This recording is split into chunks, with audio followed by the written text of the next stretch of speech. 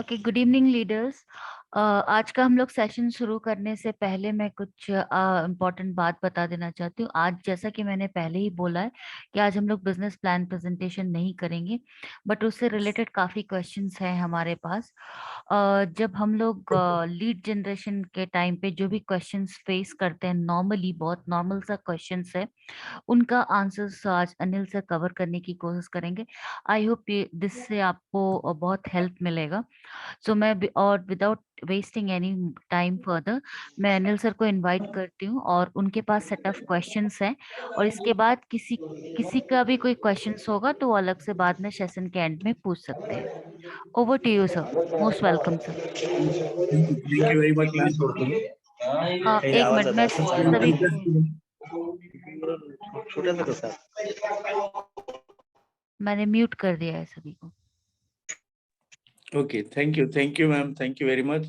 And मैं अनिल कुमार अरोड़ा, हरियाणा यमुनानगर से यहाँ आए सभी पार्टिसिपेंट्स का मैं तहे दिल से बहुत बहुत स्वागत करता हूँ। और आज हम समय बिल्कुल भी वेस्ट ना करते हुए, क्योंकि आज के सेशन को हम थोड़ा सा अलग मोड पे ले जाने की कोशिश कर रहे हैं, जिसका कारण ये है कि हम हर रोज लोगों से बात करते हैं, चाहे हम ऑनलाइन बात करते हैं या फिजिकल मिलते हैं तब बात करते हैं, अपना प्लान प्रेजेंटेशन करते हैं। तो कुछ एक ऐसे सवाल हैं जिनको हम कह सकते हैं कि फ्रिक्वेंटली आस्क्ड क्वेश्चंस, जो बार बार हम लोगों से के सामने वो आते हैं, और हम समय पे उसका जवाब देने में कई बार हमें दिक्कत होती है। तो आज हम कोशिश करते हैं कि उन्हीं सवालों को लेके कुछ डाउट्स जो है, कुछ क्वेश्चंस को हम क्लियर करने की कोशिश करते हैं, जो मेरे हमारे मैडम और हमने मिलके बनाए और जो समझ में आए वो क्वेश्चंस तो हमने लिए हैं।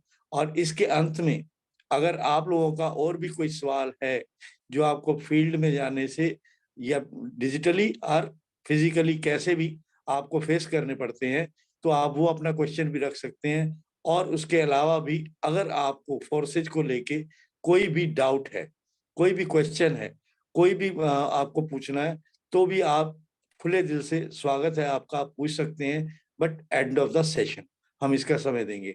जैसा कि मैम ने पहले बता दिया है कि ये सेशन बहुत इंपॉर्टेंट है, और अगर ये, क्योंकि हमारा 40 मिनट्स का ही होता है, जिसमें से 7-8 मिनट हमारे ऐसे ही जा चुके हैं, और अब अगर ये सेशन भी इन बिटवीन खत्म हो जाता है, तो आप सबसे रिक्वेस्ट है कि आप दोबारा से इसी लिंक से ज्वाइन कर जाइएगा, ताकि आज का जो सेशन है उसको बिल्कुल भी मिस नहीं कर सकते। चलिए इसी के साथ हम शुरुआत करते हैं। सबसे पहला सवाल जो आता है कि फोर्सेज क्या है, फोर्सेज है क्या।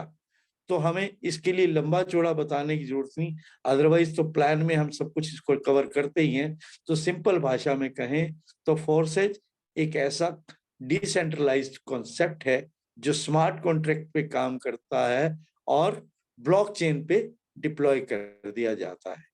ठीक है, अब smart chain, blockchain, smart contract, decentralise, ये सब के बारे में हम हर रोज डिस्कस करते ही हैं। और भी अगर कोई डाउट हो तो आप यूट्यूब या गूगल भी कर सकते हैं, या हम अगले दिन सेशन जो होता है उसमें भी आप दोबारा से पूछ सकते हैं, हम उसको कवर करेंगे। ठीक है।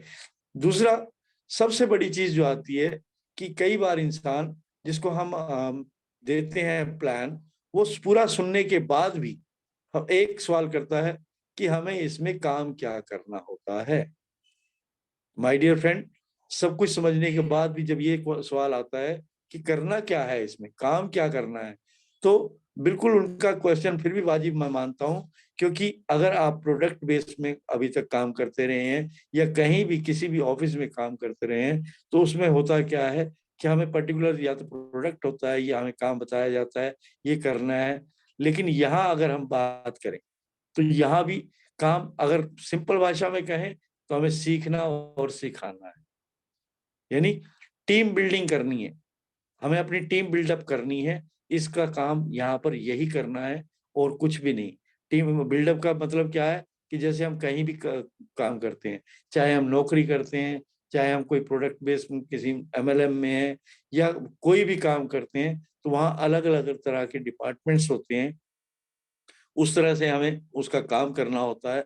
हमें एक टीम बना के उसको लीड करना होता है और इस प्रकार से हमें काम को आगे बढ़ाना होता है। तो यहाँ भी दोस्तों वही काम जो हम आज तक करते आ रहे हैं, सेम वही काम करना होता है कि हमें टीम बिल्डअप करनी होती है। और टीम बिल्डअप करने के लिए क्या जरूरी है कि जो कुछ बिल्डअप करना है अगर टीम को, तो आपको पहले सीखना पड़ेगा। जब आप सीखते हैं तो वही चीज आपको सिखानी पड़ेगी। अगर दूसरे शब्दों में बात करूं तो आज जो हम कर रहे हैं यही हमको इसमें काम भी यही करना होता है, एक सीखना होता है और फिर सिखाना होता है और इस तरह से सिखाकर टीम को बिल्डअप करना होता है। राइट। तो कहने को तो इसके अंदर बहुत सी चीजें हैं, हम बिल्कुल इसको ऑब्जेक्टिव टाइप में लेके चलेंगे ताकि हमें ज्यादा इसमें सर माथा ना मारना पड़े और हम समझ सकें। ठीक है। अब दूसरा सवाल ये आता है कि इसमें प्रोडक्ट क्या है, प्रोडक्ट क्या है, इसमें हमने पैसा लगा रहे हैं, हमें प्रोडक्ट क्या मिल रहा है।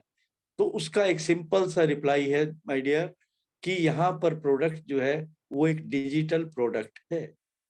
डिजिटल प्रोडक्ट मतलब डिजिटल करेंसी है, जो एक आज की एडवांस टेक्नोलॉजी की चीज है। डिजिटल करेंसी जिसको आज लगभग सभी देशों ने इसको एक्सेप्ट कर लिया है और अपनी अपनी डिजिटल करेंसी बना रहे हैं। और मुझे बहुत गर्व होता है ये कहने में कि आज हमारे इंडिया की भी अपनी एक डिजिटल करेंसी आ चुकी है, जिसको हम ई रूपी के नाम से जानेंगे। और अभी ये होलसेल में आई है, अभी रिटेल में आनी बाकी है, उसके ऊपर काम चल रहा है। वो दिन दूर नहीं जब हमारे आपके मोबाइल में digital currency, Indian digital currency भी अवेलेबल होगी। ठीक। और उसके साथ साथ ये पूछते हैं कि बाइनेंस क्या है। बाइनेंस, बाइनेंस को समझने के लिए जिस तरह हम आज तक व्यवहार करते हैं, आज तक ट्रांजैक्शंस जो करते हैं बैंक के साथ करते हैं और बैंक उसका पूरा अकाउंट आपका मेंटेन करके रखता है, उससे लेन देन होता है, यानी एक्सचेंज करते हैं, उसी प्रकार से इस क्रिप्टो करेंसी या डिजिटल करेंसी को भी एक्सचेंज के लिए एक एक्सचेंजर है जिसका नाम है बाइनेंस। यूं तो बहुत से एक्सचेंजेस हैं, हमारे इंडियन एक्सचेंजेस भी हैं लाइक ज़ेपे आदि, बहुत सी हैं, लेकिन हम बाइनेंस पे काम करते हैं क्योंकि स्मार्ट चेन हमारा बाइनेंस के ऊपर है। और बाइनेंस एक इंटरनेशनल एक्सचेंजर है जहां पर कोई भी कंट्री की करेंसी को हम अपने कंट्री के किसी भी कंट्री की करेंसी को क्रिप्टो करेंसी में कन्वर्ट कर सकते हैं और वाइस वर्सा किसी भी क्रिप्टो करेंसी को भी हम अपने कंट्री की करेंसी में कन्वर्ट कर सकते हैं, और that too within no time, बहुत छोटे समय के। आप यूं समझिए अगर आपको कहीं बाहर विदेश में जाना है और विदेश में मान लीजिए यूएसए ही जाना है आपने, तो वहां पर आपको इंडियन रुपीस नहीं चलेगा, आपको वहां पर वहां की करेंसी चाहिए जो कि यूएस डॉलर है।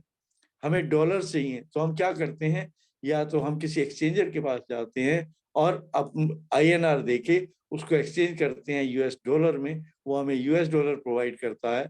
लेकिन उसके अंदर भी हमें एक बहुत भारी फीस देनी पड़ती है। यानी अगर हम एग्जाम्पल माने, तकरीबन तकरीबन अगर आपको 1 लाख रुपए के INR के बदले में आपको डॉलर्स चाहिए, तो जो डॉलर्स आपको मिलेंगे वो वर्थ ऑफ रुपीज अराउंड 70,000 के करीब मिलेंगे और 30,000 आपका लग जाता है एक्सचेंज फीस में। यहाँ क्योंकि ये पूरा डिजिटल है और यहाँ पर आपको फीस जो है ना के बराबर लगती है। यानी अगर आप 1 लाख रुपए की ही बात कर रहे हैं, 1 लाख रुपए के आप कोई क्रिप्टो करेंसी लेते हो तो आपको हार्डली $1 आपका उसमें फीस लगती है, जो कि बहुत नेग्लिजिबल है। और उसके लिए आपको कोई बैंक के खुलने का वेट नहीं करना होता, कुछ नहीं, आप 24 घंटे जब चाहो आप 24 घंटों में कभी भी एक्सचेंज कर सकते हैं, और वो भी खुद से। ठीक है।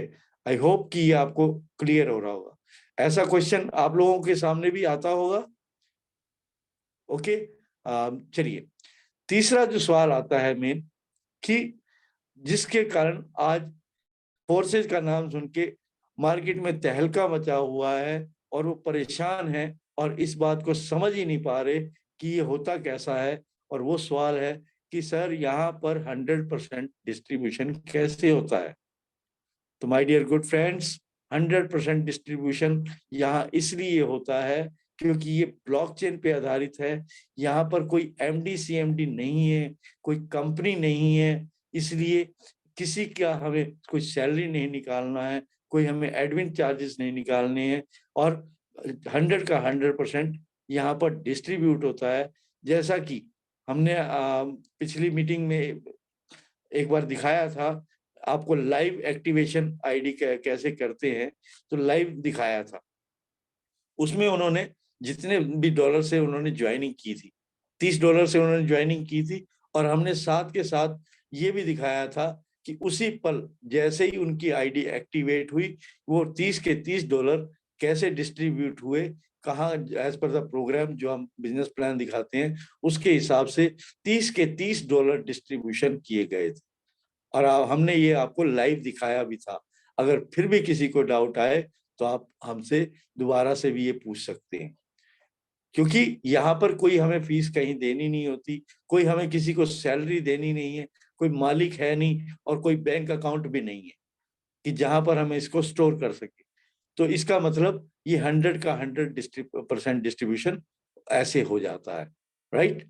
अब अगले सवाल की हम अगर बात करते हैं, तो जो काम कर रहे हैं ऑलरेडी, या जो जो अभी शुरू हुए हैं, अभी आईडी एक्टिवेट करना बाकी है, लेकिन प्लान को देखा है, समझ रहे हैं, तो उनके पास भी एक क्वेश्चन बहुत फ्रिक्वेंटली आता है कि स्लॉट्स अपग्रेड नहीं करेंगे तो इनकम आएगी क्या?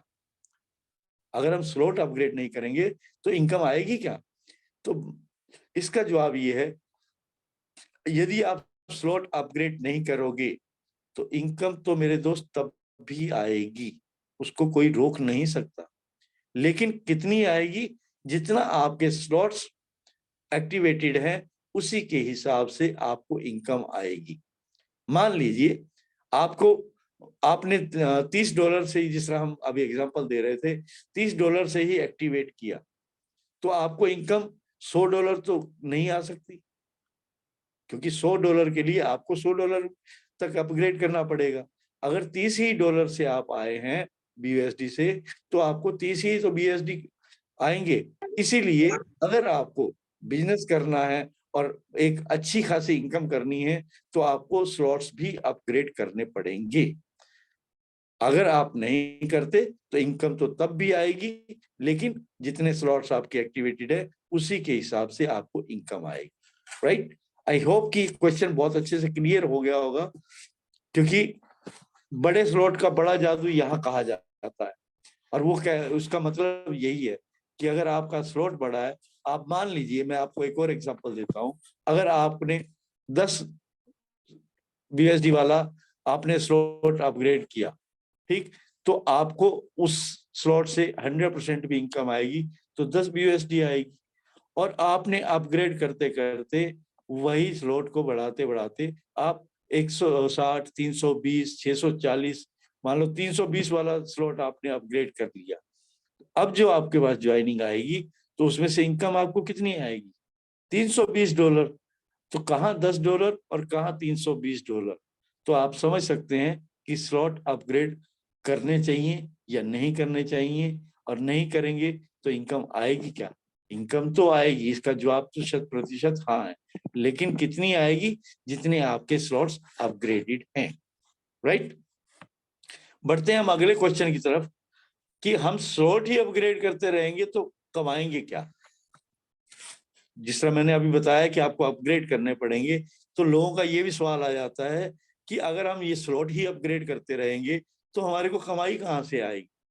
तो माय डियर गुड फ्रेंड्स, आपने प्लान प्रेजेंटेशन में अच्छे से देखा है कि अगर हम एक स्लॉट को हमें एक ही बार बाय करना होता है, उस स्लॉट को ना तो हमें रीपरचेज करना होता है, ना ही रिन्यूअल करना होता है, और ना ही कोई उसकी वैलिडिटी एक्सपायर होती है।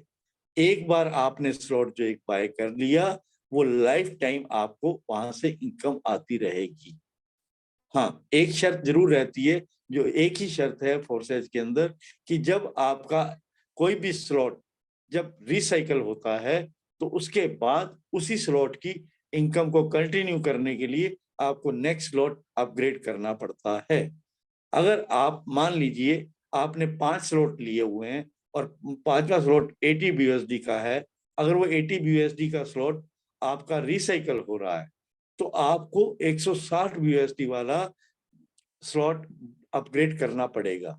अगर आप नहीं करते हैं तो आपको $80 वाली स्लॉट की इनकम नहीं आएगी, लेकिन $40 का जो चौथा स्लॉट है वहां तक इनकम आपको कोई रोक नहीं सकता, वो आनी ही आनी है। सिर्फ उस स्लॉट की इनकम नहीं आएगी जिसको आपने अभी रिसाइकल होने के बाद अगला स्लॉट अपग्रेड नहीं किया तो। राइट, आई होप कि ये भी आपको पॉइंट बहुत अच्छे से क्लियर हो गया होगा कि हमें अपग्रेड करते रहेंगे तो कमाएंगे कहाँ से। और कमाने का आपको बहुत एक अच्छा रीजन है जो कि मैं इस कवर करूंगा आपके अगले सवाल में, कि अगला सवाल क्या होता है कि रिसाइकल क्या होता है। यस, यही रिसाइकल ही वो पावर है जो आपको एक बार इन्वेस्ट करने के बाद इनकम आपको बार बार लगातार अंत तक अनंत तक देती है। क्योंकि एक मान लीजिए X3 का कोई भी स्लॉट है, X3 प्रोग्राम की अगर हम बात करते हैं तो वहां हमने देखा कि एक बार रिसाइकल होने से हमें इनकम कितने प्रॉफिट कितना आता है, 200%। यानी जितनी उस स्लॉट की वैल्यू होती है उससे डबल हमें वहां पर हासिल होता है एक बार रिसाइकल होने पे। तो मेरे दोस्तों, अगर मान लो हम एक छोटी सी बात पकड़ते हैं कि $160 वाला आपका स्लॉट है, अगर वो 10 बार अपग्रेड रिसाइकल होता है तो आपको कितना फायदा होगा। एक बार में हमें कितना होता है, डबल, यानी 160 के $320 हो जाते हैं। अगर 10 बार रिसाइकल होगा तो $3200 हो जाएगा। तो ये है रिसाइकल का बेनिफिट, कि जितनी बार रिसाइकल होगा उतनी बार आपको 200% प्रॉफिट देता जाएगा। और ये बार बार ये X3 की बात कर रहा हूँ। अगर इसी तरीके से अगर X गोल्ड की बात करते हैं, वहां आपको 10 टाइम्स मिलता है एक बार रिसाइकल होने से। आपका $10 का जो पहला स्लॉट है, अगर एक बार रिसाइकल होता है तो वहां पर आपको मिलते हैं $102 एक बार रिसाइकल होने से। अब सोचिए, अगर वो महीने में एक बार भी एक छोटा सा सबसे छोटा पहला स्लॉट 10 BUSD का जो है, अगर वो भी आपका एक बार भी होता है तो आपको $102 आ जाते हैं। अगर आज की हम बात करें 88 रुपीज के रेट के हिसाब से भी, तो $8800 के भी हो जाते हैं ना। तो ऐसा कौन सा सिस्टम है जहां आप $10 लगा के और $8800 एक रिसाइकल होने से पहले पहले आप कमा लें। और ये प्रतिक्रिया आपको मैंने बताया है कि बार बार हर बार लगातार अंत तक अनंत तक चलती रहेगी, कि आप खत्म हो जाएंगे लेकिन यहाँ पर इनकम खत्म नहीं होगी, ये इनकम आपको बार बार आती रहेगी। राइट, तो रिसाइकल का क्या अर्थ है ये भी आपको अच्छे से अब समझ आ गया होगा। अब अगला सवाल जो आता है कि ब्लॉकचेन कितना सेफ है, क्या इसकी कोई गारंटी है। तो माय डियर गुड फ्रेंड्स, आप सबको पता है कि ब्लॉकचेन जो है वो 100% सेफ है। यानी कि 100%, या लोग बोलते हैं 110%, मैं कहूंगा 100%। आप कितने भी परसेंटेज में से अगर निकालते हैं उसकी, तो वो 100% सेफ है। क्यों? क्योंकि इसमें कोई एमडी या सीएमडी या कोई ओनर नहीं है, कोई यहाँ पर किसी ह्यूमन का कोई कंट्रोल नहीं है जो कि हमारी सिस्टम को कोई भी इसको काम चलने के बाद या किसी भी वक्त अपने मन चाहे तरीके से इसको एडिट कर पाए, या किसी को डिलीट कर पाए, या उसको क्लोज ही कर पाए। और ना ही कोई ऐसी यहाँ किसी की पावर है, जो कि हमने अब तक प्रोडक्ट बेस में कई बार देखा भी है कि आपकी पूरी की पूरी टीम को उठा के एक जगह से उठा के दूसरी जगह रख दिया जाता है, और जहां आपको फायदा आना चाहिए था अब वो फायदा कोई और कमाता है। ये सब पॉसिबल नहीं हो पाता। क्यों? क्योंकि ये ब्लॉकचेन पे आधारित है और यहाँ पर कोई ह्यूमन नहीं है जो इस तरह की अपनी मनमानी करके इसको मैनिपुलेट करेगा। अब अगर हम डिजिटली भी बात करते हैं तो हम सवाल ये पैदा होता है, तो हैकर्स तो सब कुछ कर लेते हैं, तो दोस्तों यहाँ हैकर्स भी इसको हैक नहीं कर सकते, क्योंकि उसका रीजन है, यहाँ पर हर हर ब्लॉक जो है एक हैशटैग के साथ एंट्री होती है, और वही हैशटैग जो एक ब्लॉक में होता है, जब भर जाता है दूसरा ब्लॉक शुरू होता है, तो उसके अंदर रेफरल यही पहले वाला जो हैश है वो आपको वहां पर देखना होता है। अगर वो हैश मैच नहीं करता तो वो ट्रांजैक्शन आगे बढ़ नहीं पाती है और पता लग जाता है कि कहाँ छेड़छाड़ हो रही है और वो आगे चल ही नहीं पाता, वो वहीं का वहीं ड्रॉप हो जाता है। इसीलिए ये 100% सेफ है कि यहाँ पर कोई भी, इवन हैकर्स भी इसको हैक नहीं कर सकते, क्योंकि ये सब काम करने के लिए इंसान की बुद्धि चाहिए, और यहाँ पर इंसान जो है, अब यहाँ पर इंसान का जो 2 नंबर का दिमाग है वो काम नहीं करता। ठीक, तो मैं समझता हूँ कि आपने अभी तक मैंने जो क्वेश्चंस कवर किए हैं, तो एक बार मैं आप सबका हैंड रेज देखना चाहूंगा कि आप में से कौन कौन लोग हैं जो ये कहते हैं कि हाँ इसी प्रकार के क्वेश्चंस हमें फेस करने पड़ते हैं। फास्टली कीजिए, क्योंकि अभी मेरे पास और भी पॉइंट्स हैं जिसको मैं कवर करना चाहता हूं।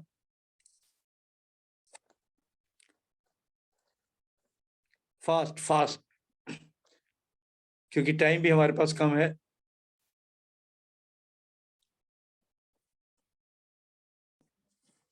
क्योंकि आज का प्रोग्राम आपको पता है रिकॉर्ड हो रहा है और ये यूट्यूब पे भी जाने वाला है, इसलिए मैं इसको बहुत ज्यादा लंबा नहीं खींचना चाहता, क्योंकि ये रिकॉर्डिंग बहुत लंबी हो जाएगी। हम इसकी इसी पार्ट को एक बार फिर से लेंगे, और उस टाइम पे हम चाहेंगे कि हमारे ग्रेट अपलाइन जो हैं, जो हमारी मेंटोर हैं मिसेज विजया लक्ष्मी, तब तक वो स्वस्थ भी हो जाएंगी, और इसी सेशन को एक बार फिर से वो भी लेंगे और आपको इसको एक एक पॉइंट को और भी खोला करके आपको बताएंगे। बस इतने ही लोग? क्या बाकी लोगों का डिवाइस ट्रेनिंग ले रहा है? अगर आप खुद सुन रहे हैं तो आप अपना हैंड रेज कर सकते हैं। अगर आपको हैंड रेज करना नहीं आता तो रिएक्शंस में जाइए, नीचे लिखा होगा, उस रिएक्शन में हैंड रेज हैंड की ऑप्शन है, उसको क्लिक कीजिए। गुड। अंजलि मैम, गुलफाम शेख जी, महेश पाल जी, विनोद जी, सागर पावड़े साहब, शिवम साहब। चलिए, मेरे ख्याल जो लोग खुद से ट्रेनिंग ले रहे हैं उन सब का हैंड रेज हो चुका है, धन्यवाद। बाकी का शायद डिवाइस ट्रेनिंग ले रहा है तो डिवाइस ऑटोमेटिकली हैंड रेज नहीं कर सकता, मैं समझ सकता हूँ।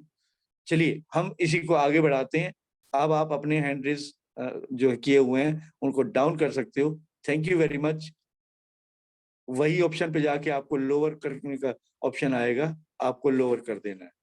तो अभी तक हमने जो यहाँ पर देखा, हमने कौन कौन से क्वेश्चंस को कवर किया कि काम कि सबसे पहला फोर्सेज क्या है, फिर हमने जाना कि हमें फोर्सेज में काम क्या करना होता है। नेक्स्ट क्वेश्चन जो हमने कवर किया वो था कि प्रोडक्ट क्या है फोर्सेज में, और बाइनेंस क्या है, इसके बारे में हमने जाना। फिर अगला क्वेश्चन जो हमने लिया, 100% डिस्ट्रीब्यूशन कैसे होता है फोर्सेज में, उसके बारे में मैंने आपको बताया। उसके बाद जो सवाल आया वो था कि स्लॉट्स अपग्रेड अगर हम नहीं करेंगे तो इनकम आएगी क्या, इसको भी मैंने अच्छे से क्लियर करने की कोशिश की है। और नेक्स्ट क्वेश्चन जो था कि हम स्लॉट ही अपग्रेड करते रहेंगे तो कमाएंगे क्या, ये सवाल बहुत बार लोग ज्वाइन करने के बाद, काम करने के बाद भी लोगों के समझ में कई बार नहीं आता है, इसलिए मैंने इसको भी इसमें स्पेशली लिया है। नेक्स्ट क्वेश्चन हमने कवर किया कि रिसाइकल क्या होता है। आई होप कि आज आपको अच्छे से पता लग गया होगा कि यहाँ पर रिसाइकल होने से क्या फायदा होता है और रिसाइकल का अर्थ क्या है। क्योंकि इससे सबसे बड़ी चीज आपको ये भी पता लगी कि एक बार रिसाइकल होता है तो यहाँ देखिए, अब तक हमने प्लान में जो देखा कि रिसाइकल होने से हमें फायदा नहीं होता, लेकिन वो पैसा हमारे टीम में बढ़ जाता है, अपलाइन और सब में। लेकिन जैसे ही एनएफटी आ जाएगा तो आपको रिसाइकल के ऊपर भी एनएफटी मिला करेंगे, राइट। तो यानी कुछ भी आप करोगे, हर एक चीज का आपको इनाम मिलेगा एनएफटी के रूप में, और वो भी फ्री ऑफ कॉस्ट, राइट। उसके बाद हमने जाना कि ब्लॉकचेन कितना सेफ है। अब आपको पता लग गया होगा कि ब्लॉकचेन के ऊपर कोई डाउट कर ही नहीं सकता, क्योंकि ये सिस्टम ऐसा है, उसके बारे में मैंने पूरा आपको एक्सप्लेन किया कि ये कोई भी एडिट नहीं कर सकता, कोई डिलीट नहीं कर सकता, कोई इसको क्लोज नहीं कर सकता, ठीक है। अब इन सारे सवालों के बाद एक क्वेश्चन और लेता हूँ इससे पहले कि हमारा ये सेशन ओवर हो और हम नेक्स्ट सेशन में स्विच करें। तो मैं एक क्वेश्चन को और लेना चाहता हूँ, जिसका है कि कंपनी को इनकम कहाँ से आती है फिर? अगर 100 का 100% डिस्ट्रीब्यूट हो जाता है तो कंपनी को इनकम कहाँ से आती है? ये क्वेश्चन किस किस के दिमाग में है? एक बार हैंड रेज कीजिएगा प्लीज। अगर आपको मेरी आवाज सुनाई दे रही है सबको, तो प्लीज एक बार हैंड रेज कीजिएगा कि किस किस को ये लगता है कि अगर ये सारा 100% डिस्ट्रीब्यूशन हो जाता है तो कंपनी को इनकम कहाँ से आती है? ये सवाल किस किस का है? Please raise your hand. किसी का नहीं है? Okay, no sir. जिनका हैंड नहीं रेज होगा तो मैं उनको पूछ सकता हूं, क्योंकि उनको इसका मतलब ये आंसर पता है, तो मैं उनसे भी पूछ सकता हूं। अगर आपको अभी भी लगता है कि नहीं पता है तो प्लीज फास्ट एक बार और रेज योर हैंड्स। पंजाब साहब वेरी गुड, बाकी सबको बहुत क्लियर है। आसिफ जी, एक दूसरे का स्कूल के बच्चों की तरह एक दूसरे को देख के हाथ मत उठाइए। अगर आपको पता है तो ओके है, नहीं पता है तो प्लीज अपना हैंड रेज कीजिए, क्योंकि मैं अभी आप में से ही किसी को एक चांस देने वाला हूं इसका रिप्लाई करने के लिए, जिनको सबको पता है उन लोगों में से। ओके, पंजाब जी, आसिफ जी, मैं किसी न किसी को पूछता हूं इस सवाल का जवाब। अगर वो सही दे पाते हैं तो ठीक है, नहीं तो डेफिनेटली मैं आपको रिप्लाई जरूर करूंगा, क्योंकि आपने बिल्कुल सच्चे मन से और सच्चाई का सामना करते हुए आपने अपना हैंड रेज किया है कि हमें यहाँ नहीं पता है। तो यहाँ पर मैं रिक्वेस्ट करूंगा, चलिए इरफान खान जी, आप अपने माइक को अनम्यूट कीजिए प्लीज। इरफान खान जी। ये ओके सर।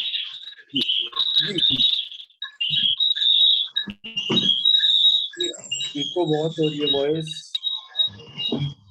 आपके पास दूसरा भी कोई है क्या? चलिए, इसका आप एक बार जल्दी से एक बार सर रिप्लाई नेटवर्क कीजिए। प्रॉब्लम आ रहा है। चलिए कोई बात नहीं, अभी आप अटक इतना अटक के बताइए। आवाज आ रहा है सर। अभी बता दीजिए सर, अभी आपका सही आवाज आ रहा है। आप एक बार बताइए कि यहाँ पर कंपनी को इनकम कहाँ से आती है, जी बताइए। सर, कंपनी को इनकम कैसा आएगा सर, जब इसका कोई मालक नहीं है, इसका कोई एमडी नहीं, कोई सीएमडी नहीं, इसका कोई बैंक अकाउंट नहीं है। सो ये अच्छा, सिस्टम अपने को 1 रुपया दे रहा नहीं, और सिस्टम से अपने को कुछ आ रहा नहीं। यहाँ पे जो बिल्कुल। भी अपन यहाँ पे इन्वेस्ट कर रहे हैं, ये अपना जो भी है ये सब अपना डिवाइडेड हो जा रहा है। Okay, thank you very much. मैं यहाँ पर एक किसी और को लूंगा और उसके बाद मैं टिप्पणी करूंगा। Thank you very much. यहाँ पर हमारे साथ ओके, अंजलि मैम है। अंजलि मैम, आप अपने आप को अनम्यूट कीजिए और इसी सवाल का जवाब आप क्या कहते हैं अपने शब्दों में कहिए।